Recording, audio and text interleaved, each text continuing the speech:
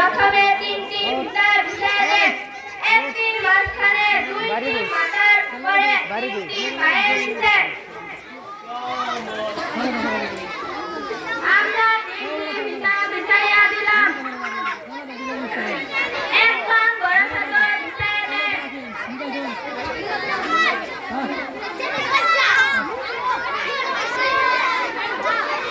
আমরা বড় চাদর বিছাইয়া দুই নং ছোট চাদর বিছিয়ে দেন।